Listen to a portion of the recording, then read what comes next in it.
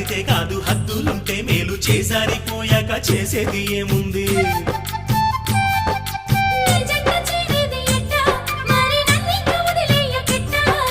నన్నిట్ట వేధించకే ఓ భామ నీ మనసు మార్చేసి